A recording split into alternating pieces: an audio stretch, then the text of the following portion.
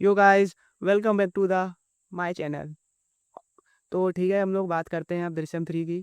तो मैं अपने बारे में कुछ बताना चाहता हूँ कि क्या हुआ कि मुझे ना दृश्यम 3 मूवी कब रिलीज़ हो रही है मुझे कुछ पता नहीं था। तो प्रॉब्लम ये हो गई थी कि मुझे यानी इसका रिव्यू करना चाहिए कि नहीं, मैं ये सोचने लगा था क्योंकि तो मुझे रिव्यू करना चाहिए क्योंकि कुछ ऐसी बातें हैं जो आपको बताना चाहिए कि आपको ये मूवी देखना चाहिए कि नहीं देखना चाहिए। वैसे ही इंडिया में अगर बात करें तो ये अपनी साउथ में ही रिलीज़ हुई है, वैसे हिंदी में कोई डब आपको मिलेगा नहीं, अवेलेबल नहीं है। अगर आपको देखना होगा तो अगर आप कंफर्टेबल हो गए तो आप मलयालम में देख सकते हो या जो भी है, ठीक है, देख लेना। तो मैं बात करूँ कि भाई मैंने दृश्यम 3 के कुछ बारे में रिसर्च किया मैंने और मुझे ऐसा लगता है कि आपको कुछ बताना चाहिए आपको उसके बारे में। तो मैंने बहुत सारी ऐसी चीज़ें देखी मैंने इस मूवी में कि मैं देखी नहीं वैसे मैंने, पर मलयालम में डब तो नहीं थी, वैसे हिंदी डब में मलयालम लैंग्वेज में ही देखा हूँ मैंने। तो मैं बताता हूँ कि आपको मैं क्या देखा हूँ। तो मैं क्या हुआ कि जब कहानी की शुरुआत तो वहीं से होती है, वही अपनी जहाँ पर हमारे जॉर्ज कुट्टी का जो घर रहता है, वही है अपना बैकग्राउंड, वहीं पे इन इनका जो घर से शुरुआत की जाती है। तो वहाँ से ही फ़िल्म की शुरुआत होती है। तो यहाँ पर क्या होता है, जो हमारे जॉर्ज कुट्टी रहती है, उन्होंने एक फ़िल्म बनाई है। तो उस फ़िल्म में अगर बात करें तो उसमें एक फ़िल्म के लीड हीरो रहते हैं बिरजू मेनन। तो उसमें वो फ़िल्म के एकदम से मेगा ब्लॉकबस्टर हो जाती है वो फ़िल्म। तो फिर उसके बाद जो है क्या है कि उनका परिवार जो है ना, उनका जो परिवार रहता है, फिर वो हाइलाइट में आने लगते हैं क्योंकि जो उनकी जो फ़िल्म रहती है जॉर्ज कुट्टी की, वो एकदम ब्लॉकबस्टर होते ही ब्लॉकबस्टर हो जाती है, मेगा ब्लॉकबस्टर।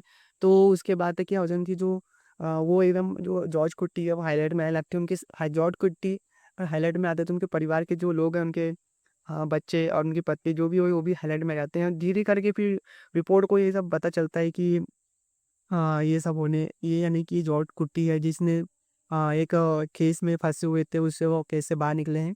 तो फिर इंटेंस तो ये बढ़ता है। उसके बाद फिर कहानी की बात करें तो उनकी जो हमारे पुलिस ऑफिसर रहते हैं, जिनके बेटे की मर्डर हुआ था, तो वो तो इंटेंस में रहते ही हैं और यानी कि वो ये ताक में रहते ही कब ये निकला यानी कि इसका सच खुले, यानी कि इसका कुछ ऐसा क्लू मिले जिससे कि हम इसके ऊपर केस कर सकें, इसके ऊपर जाँच कर सकें।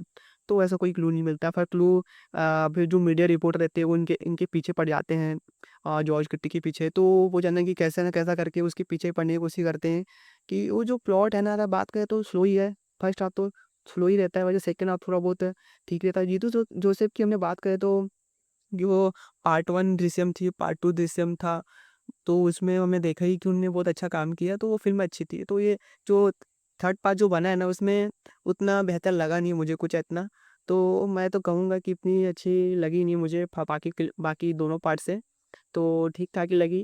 अगर आप देखना चाहोगे देख सकते हो, वैसे ही मलयालम लैंग्वेज में है, हिंदी डब में तो वैसे अवेलेबल नहीं है, या आप ओटीटी का वेट करके आप देख सकते हो। वैसे आप अपने तो देख ही अजय देवगन ने अगर बात करें तो उन्होंने जो हमारी मलयालम की जो दृश्यम थी वो कम से कम 100 करोड़ के अंदर ही बनी थी, दोनों पार्ट को मिलाकर बात करें तो। अब जो हमारे यानी कि अगर बात करें दृश्यम, अजय देवगन ने जो बनाई थी हमने, देखे हैं कि वो फ़िल्म में उन्होंने कम से कम 400 करोड़ दोनों पार्ट से 400 करोड़ का बिज़नेस कर लिया है। तो बात कह सकते हैं कि तो ठीक है, मार्केट हमारा हिंदी का जो मार्केट है थोड़ा ज़्यादा फैला हुआ है, तो जो है मलयालम जो साउथ का है वो मार्केट थोड़ा कम फैला हुआ है, तो उसके हिसाब से तो देख ही सकते हो। तो फ़िल्म ओवरऑल ठीक ही लगी, ठीक-ठाक है, अगर आप देखना चाहो तो देख सकते हो। ये बात इतनी ही थी। Take care, bye-bye.